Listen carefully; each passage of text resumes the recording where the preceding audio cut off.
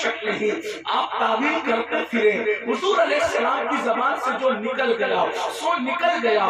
آئیے حضور کی بات پہ کتنا یقین کرنا چاہیے، ایک مثال کے ذریعے سے آپ کو بتاتا ہوں۔ یقین کرنا سیکھو، انشاءاللہ زندگی گناہوں کے دلدل سے نکل جائے گی، گناہ کے دلدل سے باہر آ جاؤ گے، جرائم کے دلدل سے باہر آ جاؤ گے۔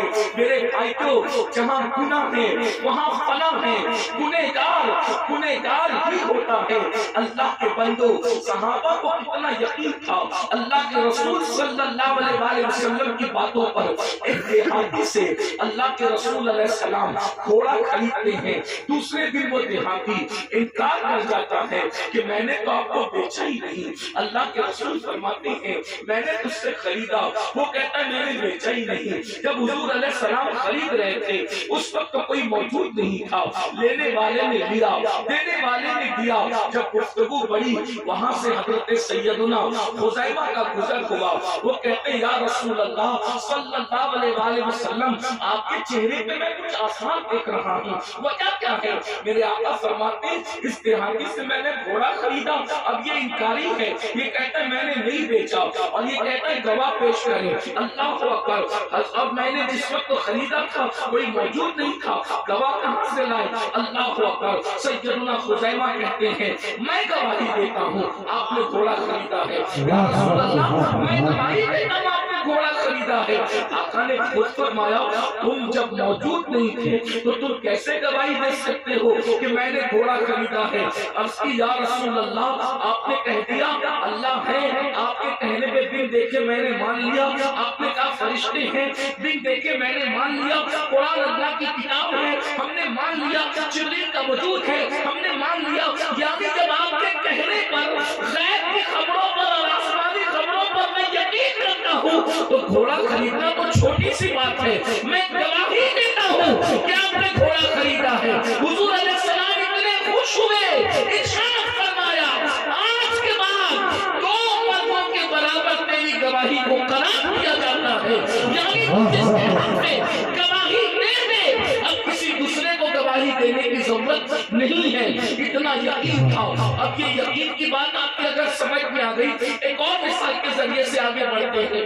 اللہ اکبر، مولا کائنات سید السادات سیدنا علی کرم اللہ تعالی وجہہ الکریم رات کی تاریکی میں اپنی داڑھی کو پکڑ کر اتنا روتے تھے، آخرت کی فکر کر کے۔ کہنے والے کہتے ہیں جیسے کسی ماں کا اکلوتا بچہ مر جائے تو وہ کیسے بچے کی یاد میں بلکتی ہے، مولا کائنات آخرت کو یاد کر کے یوں روتے تھے۔ کسی نے کہا کسی کو سانپ ڈس لے تو سانپ کا ڈسا ہوا کیسے تڑپ تڑپ کے روتا ہے، مولا کائنات آخرت کی فکر میں یوں روتے تھے۔ کسی نے کہا علی آپ کی راتیں تڑپ تڑپ کر گزرتی ہیں، آپ کی راتیں موت کی یاد میں آخرت میں آہیں بھر کے گزرتی ہیں۔ کبھی کوئی ایسی بھی رات آئی تھی جب آپ سکون سے سوچتے، آپ اطمینان سے سوچتے، آپ چین سے سوچتے؟ تو مولا کائنات فرماتے ہیں ہاں ایک رات ایسی آئی تھی جب میں سکون سے سویا تھا۔ کہا وہ کون سی رات تھی؟ تو کہا ہجرت کی رات تھی جب رسول اللہ نے مجھے اپنے بستر پہ سلایا تھا، اس رات میں بہت سکون سے سویا تھا۔ لوگوں نے کہا حضرت حیرت ہے، وہی تو رات آپ کی زندگی کی سب سے پرخطر رات تھی، وہ پرخطر رات جب دشمن چاروں طرف سے تلوار لے کر کے کھڑے ہیں، اس وقت آپ کو سکون کی نیند کیسے آ گئی؟ اس وقت آپ کو چین کی نیند کیسے آ گئی؟ کبھی بھی حملہ ہو کے آپ کا قتل ہو سکتا تھا۔ مولا کائنات نے فرمایا وہ تلواروں کو لے کر کے کھڑے تھے مگر مجھے خوف نہ تھا۔ کیوں؟ جب رسول اللہ مجھے بستر پہ سلا رہے تھے تو ارشاد فرمایا تھا علی میرے بستر پہ سو جاؤ، صبح اٹھنا، صبح اٹھنا، صبح اٹھنا اور سب کی امانتیں لوٹا کر کے فلاں مقام پر ملنا۔ جب رسول اللہ نے کہہ دیا کہ صبح اٹھنا تو میرا یقین تھا صبح تک علی کو موت نہیں آ سکتی، کیونکہ زبان سے نکل گیا ہے، تمہارے منہ سے جو نکلی وہ بات ہو کے رہی۔ جب نبی نے کہہ دیا صبح اٹھنا تو علی کو یقین تھا کہ رات کو علی پر کوئی حملہ حملہ نہیں کر سکتا اور حملہ کرنے والا کامیاب نہیں ہو سکتا۔ دیکھو یہ مومن کا یقین ہوتا ہے۔ اب یہ یقین کی بات آ گئی تو اب اصل عنوان کی طرف آتے ہیں۔ میرے بھائی جب ایک مومن کو اللہ کے رسول کی بات پر اتنا یقین کرنا چاہیے تو اب ذرا چند حدیثیں دل کے کانوں سے سن لیں۔ اب اللہ کے رسول کی بات ہر بات سچی ہے نا؟ بولو ہر بات سچی ہے نا؟ اور اس پر یقین رکھتے ہیں نا؟ تو اللہ کے رسول صلی اللہ علیہ وسلم فرماتے ہیں اللہ اکبر، جہنم کے اندر ایک جنگل ہے، جہنم کے اندر ایک جنگل ہے، اس جنگل کو وادی غی کہتے ہیں۔ اللہ اکبر، یہ غی نام کا جنگل ہے۔ ذرا سوچو تو صحیح، اگر انسان زمین کے اوپر جنگل دیکھے تو جنگل کتنا خطرناک لگتا ہے، جنگل میں وحشت لگتی ہے، جنگل میں بے چینی لگتی ہے، جنگل میں بے قراری لگتی ہے۔ مسلمانوں سنو سنو، صادق اور مصدوق مصطفیٰ کریم رؤوف الرحیم صلی اللہ علیہ وسلم فرما رہے ہیں جہنم کے اندر ایک وادی ہے جسے وادی غی کہتے ہیں، یہ غی کا جنگل ہے اور اس جنگل کے اندر ایک وادی ہے، اس وادی کو وادی حبحب کہتے ہیں۔ اور یہ وادی حبحب کیا ہے؟ خیر کا نبی فرما رہے ہیں، خاتم النبی کی فرما رہے ہیں اللہ اکبر، یہ وادی حبحب وہ وادی ہے جب جہنم کی آگ ٹھنڈی پڑنے لگتی ہے تو اللہ پاک فرشتوں کو حکم دیتا ہے کہ جہنم کی آگ ٹھنڈی پڑنے لگتی ہے، اللہ فرشتوں کو حکم دیتا ہے وادی حبحب کو تھوڑا سا کھول دو۔ جب جہنم کی آگ ٹھنڈی پڑنے لگتی ہے تو اللہ فرشتوں کو حکم دیتا ہے وادی حبحب کو تھوڑا سا کھول دو۔ وہ جیسے ہی تھوڑا سا کھولتے ہیں واپس سے جہنم کی آگ بھڑکنے لگتی ہے۔ فرمایا گیا وادی حبحب وہ وادی ہے جس سے جہنم بھی ایک دن میں 36 مرتبہ پناہ مانگتا ہے۔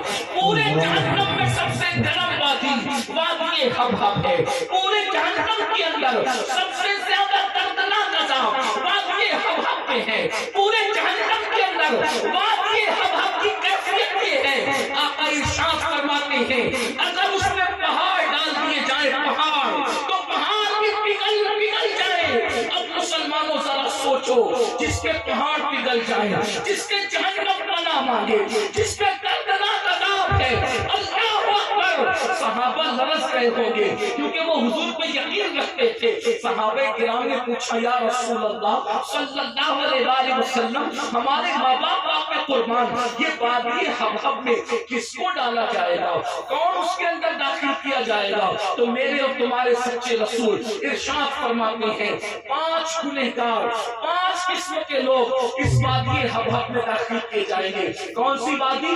جس سے جہنم بھی پناہ مانگے، جس میں پہاڑ بھی پگھل جائے، جو جہنم کو بھڑکانے کے کام آئے۔ اللہ اکبر، ذرا غور کیجئے، اس وادی حبحب میں 5 گنہگار، 5 قسموں کے لوگ ہوں گے۔ اب حدیث کی روشنی میں میں ان 5 لوگوں کو پیش کرتا ہوں، کہیں ان میں میں اور آپ تو نہیں ہیں، ذرا غور کیجئے گا، کیونکہ کہہ کون رہا ہے؟ اللہ کے رسول کہہ رہے ہیں، اور کس زبان سے کہہ رہے ہیں؟ میرے امام کہتے ہیں وہ زبان جس کو سب کن کی کنجی کہے اس کی نافذ حکومت پہ لاکھوں سلام، وہ دہن جس کی ہر بات تو وحی خدا، چشمہ علم و حکمت پہ لاکھوں سلام، میں نثار تیرے کلام پر ملی یوں تو کس کو زبان نہیں، وہ سخن ہے جس میں سخن نہ ہو، وہ بیان ہے جس کا بیان نہیں، وہ عرب کے بڑے بڑے تیرے آگے کیوں دبے رکھے، کوئی جانے منہ میں زبان نہیں بلکہ جسم میں جا نہیں، کروں تیرے نام پہ جا فدا، کروں تیرے نام پہ جا فدا، کروں تیرے نام پہ جا فدا، نہ بسیت جا دو جہاں فدا، دو جہاں سے بھی نہیں جی پڑا، کروں کیا کروڑوں جہاں نہیں۔ اللہ اکبر، میرے تمہارے رسول نے فرمایا وادی حبحب کا لقمہ 5 لوگ بنیں گے، 5 قسم کے لوگ۔ نمبر 1 جو نمازوں کو ترک کرتے ہیں، اللہ وادی حبحب میں وہ ڈالے جائیں گے۔ یہ کسی مولوی صاحب کا قول ہوتا میں کبھی نہیں رہتا، یہ کسی مفتی صاحب کا قول ہوتا ہم اس پہ تعبیر کر کے اپنے قوم کو خوشخبری دے سکتے تھے۔ یہ اس رسول کا فرمان ہے، تمہارے منہ سے جو نکلی وہ بات ہوگی۔ میں اسی پر رونا رو رہا ہوں کہ کاش میری قوم اپنے نبی کی بات پر ویسا یقین کرتی جیسا یقین کرنے آقا فرمانے والی اب اپنے پہلے نمبر پر جو داخل کیا جائے گا کون ہوگا؟ نمازوں کو ترک کرنے والا، نمازوں کو چھوڑنے والا۔ میں اپنی قوم کے جوانوں سے پوچھتا ہوں، جب اللہ کے رسول نے یہ فرمایا کہ وادی حبہب میں پہاڑ ڈالے جائیں تو پہاڑ پگھل جائیں، تو کیا اپنا جسم پہاڑوں سے زیادہ مضبوط ہے میرے بھائی؟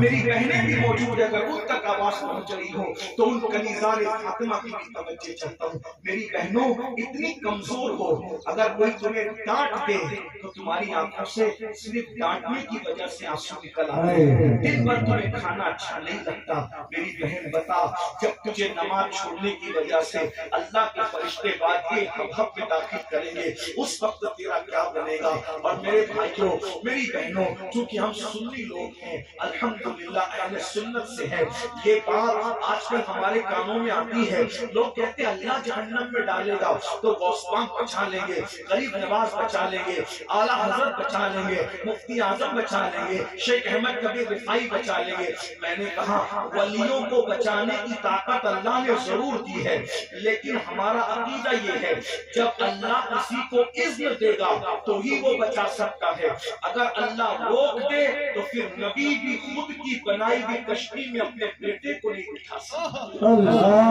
یہ ہمارا عقیدہ توحید ہے، ہم اہل سنت کا عقیدہ توحید ہے کہ نوح علیہ السلام نے اپنی کشتی ہاتھ سے بنائی لیکن بیٹا کافر تھا، اللہ نے کہا نوح اس کو کشتی میں مت بٹھانا۔ تو آپ نہیں دیکھتے سور کو تک کشتی میں بٹھایا، خود کے بیٹے کو نہیں بٹھایا، گدھے اور کتے کو تک کشتی میں بٹھایا لیکن اپنے خود کے بیٹے کو نہیں بٹھایا۔ کیوں؟ اس لیے کہ اللہ نے منع کر دیا۔ جب اللہ منع کر دے تو یہ اتنے وفادار لوگ ہیں اہل اللہ کہ خود کے بیٹے کو کشتی میں نہیں بٹھاتے۔ اگر اللہ منع کر دے کہ یہ وہ لوگ ہیں جو میرے غدار ہیں، نماز کے وقت تو سوتے تھے، نماز نہیں پڑھتے، اللہ استغفر اللہ، کون شفاعت کرے گا؟ ہمارا عقیدہ شفاعت اہل الکبائر امتی ہم اس کا انکار نہیں کرتے، لیکن بڑی بات تو یہ میرے بھائی، نماز چھوڑ کر ایمان پر خاتمہ ہو تو بات ہے۔ سیدی اعلیٰ حضرت فتاوی رضویہ شریف میں لکھتے ہیں 100 سے زائد صحابہ کرام بے نمازی پہ کفر کا فتویٰ دیا کرتے تھے۔ اگرچہ ہم حنفی ہونے کی وجہ سے اس میں تعویل کرتے ہیں، ہم بے نمازی کو ڈائریکٹ کافر نہیں کہتے، لیکن اللہ کے رسول علیہ السلام بے نمازی سے ناراض ہوتے ہیں۔ آقا فرماتے ہیں میں بے نمازی سے بیزار ہوں، ہر نبی بے نمازی سے بیزار ہے، ہر فرشتہ بے نمازی سے بیزار ہے۔ اللہ کے رسول جس سے رسول اللہ بیزار ہو جائے اس کو کون کام آسان ہے؟ پورا میدان محشر ٹکا ہوا ہے، پورا میدان محشر ٹکا ہوا ہے کس پر؟ رسول اللہ کے ساتھ ایک سہارا ہے، بس ایک سہارا۔ اگر سننے آئے ہو عظمت مصطفیٰ کو دھیان سے سن لو مسلمانوں، قیامت کے دن بس ایک سہارا ہے، کوئی دوسرا سہارا نہیں ہے۔ بلکہ اگر آپ نے سنا ہوگا تو آپ یاد تازہ کر لیں، اور اگر نہیں سنا ہے تو آپ کے ذہن میں یہ بات آنی چاہیے کہ میدان محشر اس کو کہتے ہیں جس کے بارے میں آپ کہتے ہیں نا جو ہوگا دیکھا جائے گا، جو ہوگا دیکھا جائے گا۔ بھائی کیا دیکھ لو گے؟ ایک روایت پڑھتا ہوں جس کو الزواجر میں حافظ ذہبی رحمۃ اللہ علیہ نے نقل کیا ہے۔ فاروق اعظم سیدنا عمر بن خطاب رضی اللہ تبارک و تعالی حضرت کعب احبار سے کہتے ہیں اے کعب دیکھو محشر کیا ہے، اے کعب ذرا مجھے ایسی باتیں سناؤ جس سے میرے دل میں اللہ کا ڈر زیادہ پیدا ہو۔ اچھا میری سنی قوم تو ڈرنے ڈرانے کی بات سننا ہی نہیں چاہتی، کیونکہ وہ کیا سوچتے ہیں بس ہمیں چہرے دکھا کے جنت پر، داؤدی صاحب کو دیکھو جنت ملے گی، میرے قادری کو دیکھو جنت ملے گی، فلاں کو دیکھو۔ میں کہتا ہوں بھائی جن کو دکھا کے جنت بانٹ رہے ہو کیا ان کا بھی جنت میں جانے کی کوئی گارنٹی ہے؟ یہ کڑوی بات ہے لیکن سچی ہے، صحیح ہے۔ یقیناً چہرے دیکھ کے جنت مل سکتی ہے لیکن کس کے؟ ہم لوگوں بڑی معذرت جن کے خود کے ایمان پر خاتمہ